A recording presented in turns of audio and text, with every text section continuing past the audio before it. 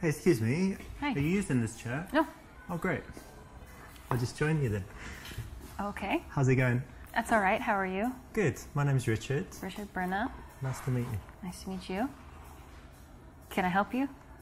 Well, that all depends. Okay. No, I'm joking. I just saw you reading and I thought I'd come and say hello because I have a few minutes before my friends come. So. Oh, okay. This is the right option. It will work if you pull it off with, a bit of a smirk, playfulness. So if it suits your character, this will work as a way to start a conversation in the coffee shop.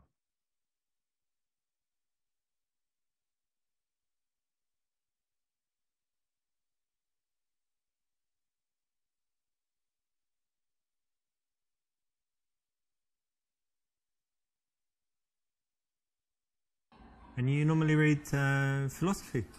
No. I mean, I think, well, in every book there's a little philosophy. I'm not a huge Kafka fan. I was just in Prague recently. Ah, he's from Czech Republic? Mm-hmm. Oh, that's interesting. Yeah, that's where his house is. I didn't know, actually. Yeah.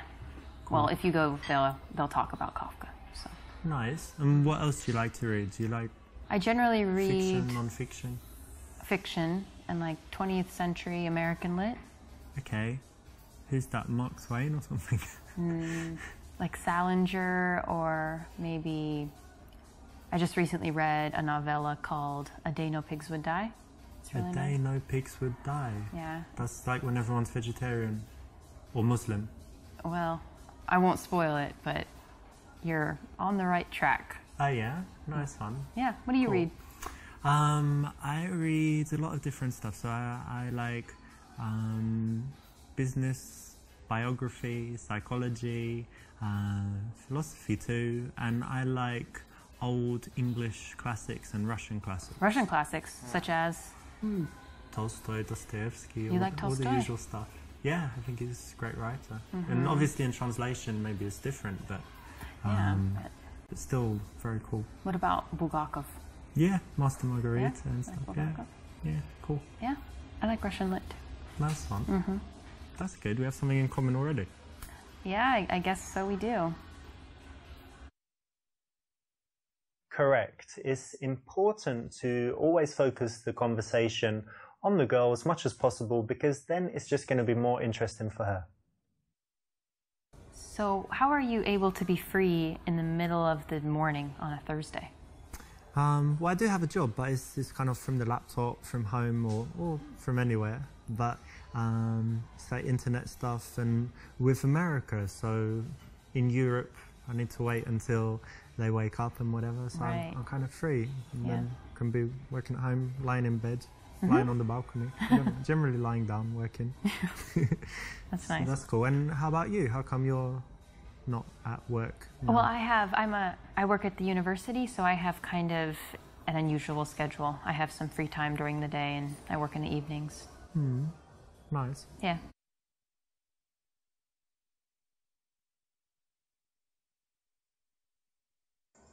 So you teach at the university? That's interesting. Yeah. And tell me, do you actually like what you do or you do it just for money? No, I really do like what I do.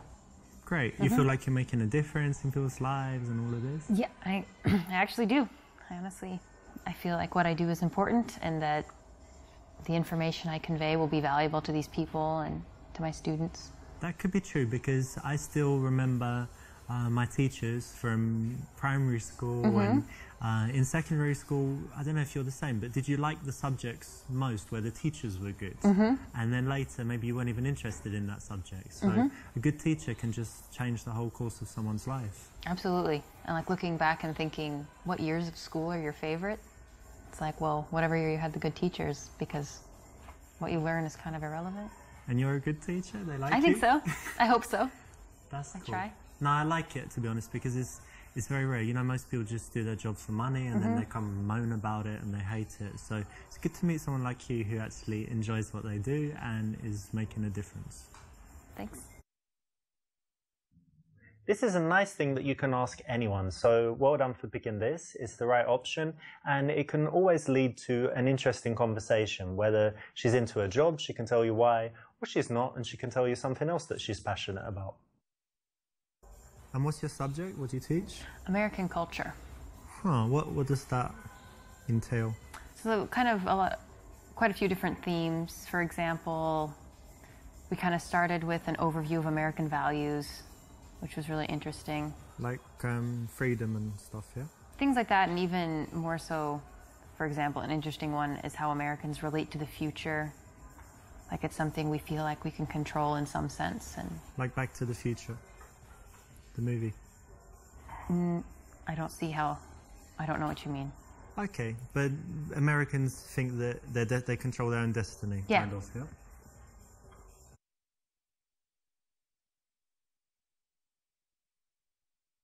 In American culture, what's that? It's like George Steinbeck, Edgar Allan Poe, and all that stuff? Or? Sure, that's part of it.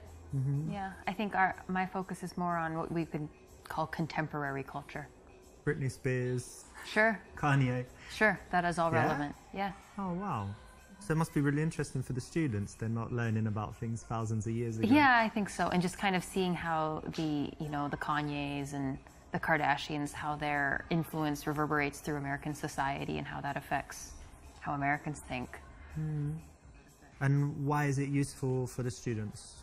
Because a lot of these students aren't going to stay in their home country, and at some point they'll be interacting they'll either be in the United States or just interacting with Americans, and to have some perspective on their psychology or their ideology, whatever it is.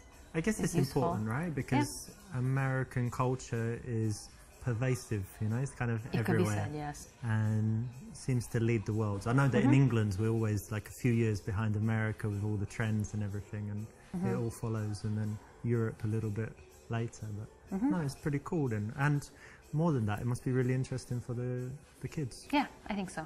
Cool. When someone has something that they actually care about in their life, you don't want to tease them about it or denigrate it. So it's good to give them some validation on something like this, the job that she's obviously passionate about. I really enjoy my job, but there is this one little thing that's very frustrating for me. I've got this problem where I can't print all the copies that I need, but I want my students to all have their own copy to take home, but then I have to go to the printer like every day, and it gets kind of expensive. So what do you think I should do?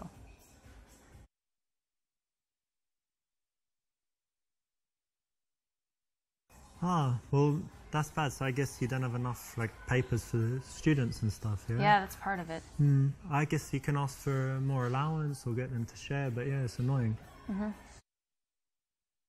Well done, you weren't distracted by the sexy chick that walked by, and that's something that, you can use out there. Well done for paying attention and getting the right response.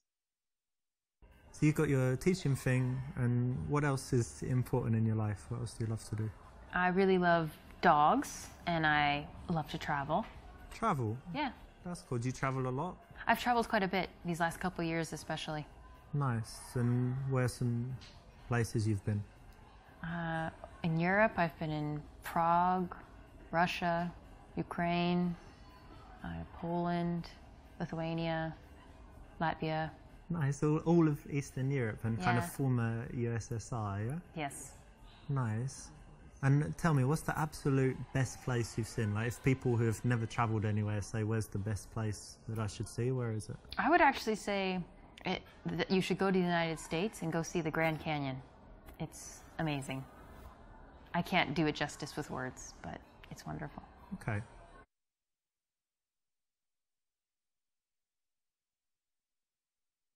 Actually, I went there as well, and it was very beautiful. But tell me, what did you really like about it? Well, I suppose the fact that it is beautiful, and I think I was there at a time in my life when it was really impactful. So I was the right age, and it was the right time, and so it was meaningful to me. But I'm excited to return. I think next summer I'll go back. Oh yeah, very cool. I'd like to go back as well. So if I'm in America and I'm nearby the Grand Canyon, which I guess nothing's nearby, but if I also want to go... You're in Phoenix. Yeah, Phoenix, Arizona. Then, yeah, we could go. Okay. It'd be nice. Yeah. Good one. That's exactly right. When someone can talk about something passionately, you want to give them a chance to do that, not cut them off, talk about yourself, ask boring questions. Just give them a chance to open up. This is the perfect subject to connect on. Oh, should I say that? No. Oh. I've run out of things to say.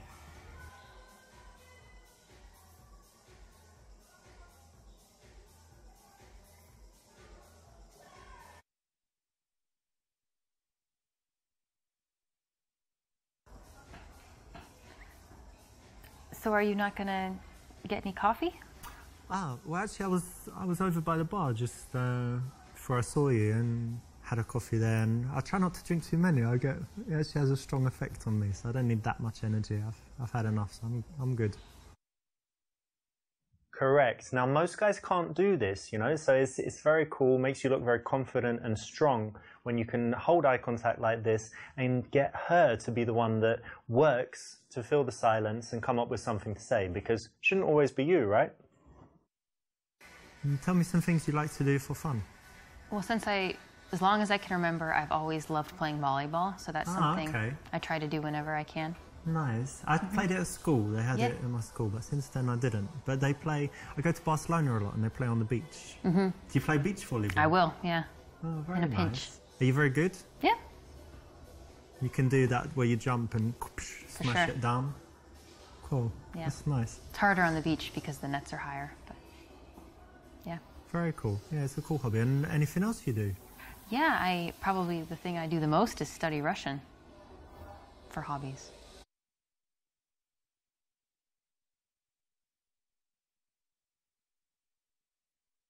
Russian? Yeah. Ah, you know, I meet loads of people that speak, French, English, obviously Spanish, German, but Russian, it's really rare to meet someone who speaks Russian. It's pretty cool. How come you chose that?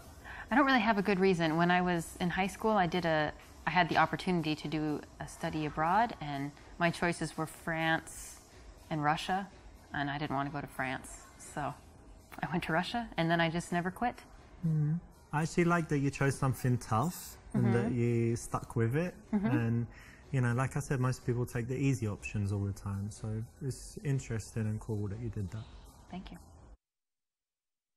Nice one. You know, when a girl has something that is a real talent, something that she should be proud of, something she's worked hard on, that's the kind of thing you don't want to tease her too much on. So, you know, say well done, say you respect that, and say why, and then go deeper into it, because, you know, you need to find out why she would do that, why she was interested, what would make her spend the time on it. And it's going to lead to interesting conversation, make her feel good as well. I noticed you have an accent. Do you mind if I ask where you're from? England, actually. Whereabouts?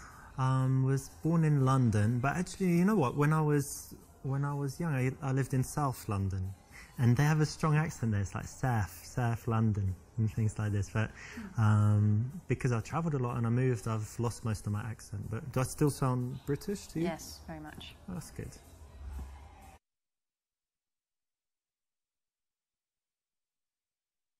So you like the English accent? Yeah. Yeah, most people like it. They say it's kind of sexy, but maybe that's just when I speak it. But it's quite interesting actually being English, because in some places like America, we have a very good reputation, and then some places like Spain, where all the English people go and kind of party and like the hooligans go drinking and stuff, their reputation's quite bad. But how do you find it being an American and traveling? It depends on where you're at, but I guess generally people have kind of negative stereotypes about the United States and Americans, but I don't know. It seems that a lot of people are willing to take you and judge you individually and not. That's good, right? Put on a bunch of. We're lucky. We don't have any real racism or anything really bad against us almost anywhere we go, right? Yeah, that's true. This is the right choice, and it's always interesting to talk about cultural differences so it can lead to some nice conversation.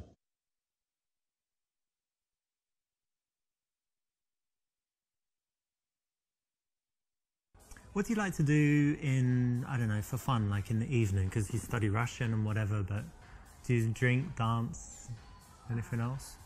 All of the above, yeah. Yeah? At the same time? When the mood strikes, yeah. Very cool. Yeah, I like going out sometimes, cocktail bars, different bars. Do you smoke shisha? Hookah. Yeah, hookah you call it in America, right? Yeah, I have from time to time. I'm not a huge fan, but I quite like it. They say it's really unhealthy, but it seems unhealthy. Once a month. But you don't cough after it, so therefore... It's healthy? Yeah. So we need to do it sometime, like shisha, hookah, cocktails, and then dancing. Oh, maybe.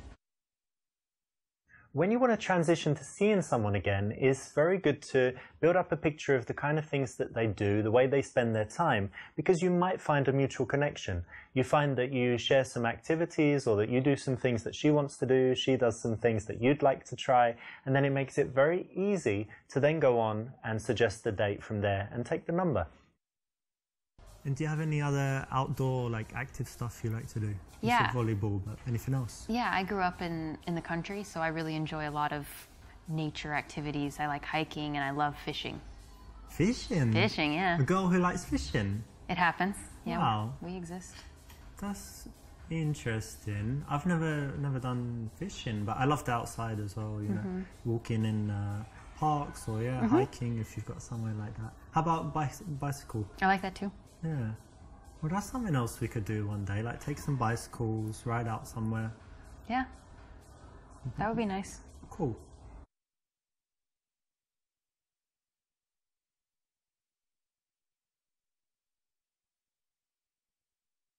And are you busy this week? Like, what are your plans for the next few days? I'm pretty busy. I have my friend is having a party tomorrow, and then this weekend I'm gonna take a train up to Vilnius. So, pretty busy. You have free time, no? Maybe. Which Maybe day? on Sunday. Sunday, yeah? Cool. I might be free on Sunday as well. Okay. That's exactly right. Now think about this. Have you ever texted a girl saying, hey, can you meet tomorrow? She's like, I'm not in town. And you say, okay. And then text her in a few days, hey, can you meet tonight? Are you around? Sorry, I've already got plans. Well, to avoid this kind of dumb situation when you end up not seeing her again, why not find out at the time of meeting her what her plans are for the coming week? It's very easy to find out in person and saves the need for sending loads of dumb text messages that get you rejected. So it's the correct choice.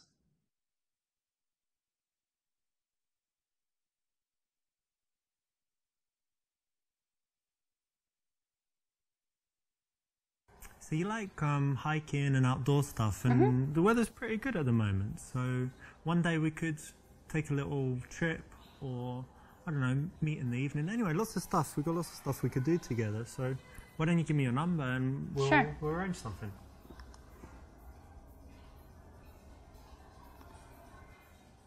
Thanks. Exactly right. It flows very smoothly to find something that you both like and then suggest doing that as the reason to see each other again. It's way better than just saying, hey, give me your number, or hey, let's go for dinner tomorrow.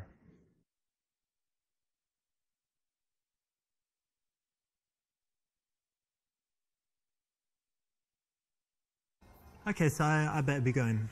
See ya. Okay, bye.